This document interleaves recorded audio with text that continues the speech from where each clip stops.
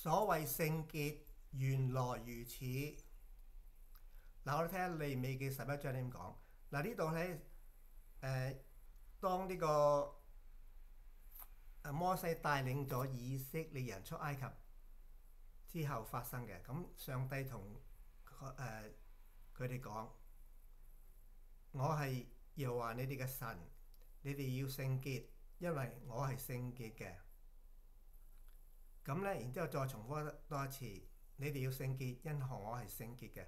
咁我哋睇下聖潔係咩意思？咁要睇下上文下理，前面講乜嘢，後邊講乜嘢。咁我哋先明白嗰個意思嘛，就唔會斷章取義。嗱，利未記11章點講咧？又話對摩西亞倫講咧，佢話咧有啲動物咧係唔潔淨嘅，譬如駱駝啦、兔子啦、豬啦，呢啲唔潔淨嘅嘢，咁咧就唔可以掂佢哋，同埋唔可以食佢啲肉。如果食咗掂咗都係唔潔淨嘅。咁講到其他即係海裏邊嗰啲有，譬如魚啊嗰啲咧，有齒有鱗可以食㗎。咁呢啲係乾淨。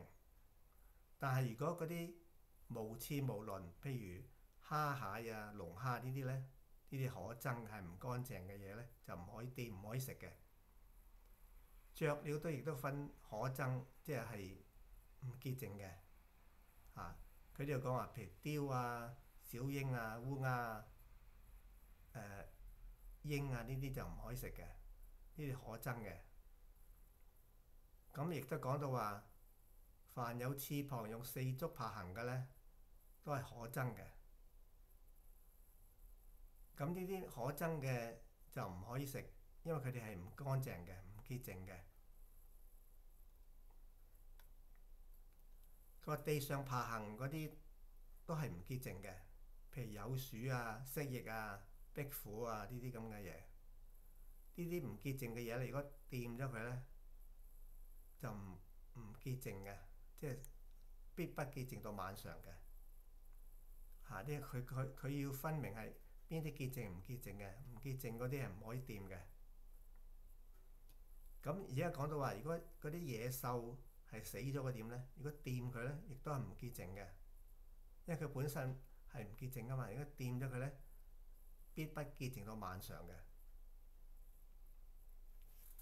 如果唔潔淨嘅，咁點咧？佢嗰個人咧都要洗乾淨啲衫嘅。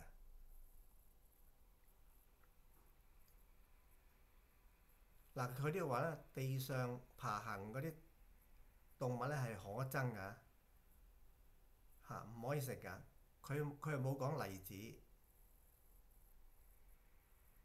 如果掂咗呢啲咧，食佢啲肉咧都係咁，自己就唔會乾淨噶啦，唔會咁咧。佢呢度係嗰句話咩？你們要聖潔，因我是聖潔咧，喺呢度出嚟噶。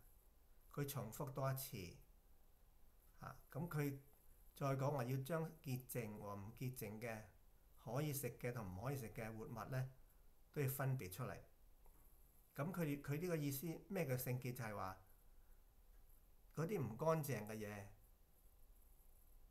就唔可以掂佢，唔可以食佢啲肉要保持自潔。咁呢啲叫聖潔啦。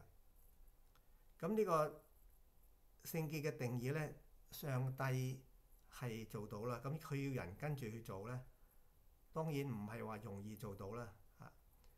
咁咧，同埋咧，點解上帝要做呢啲咁嘅唔潔淨嘅動物咧，或者飛鳥咧？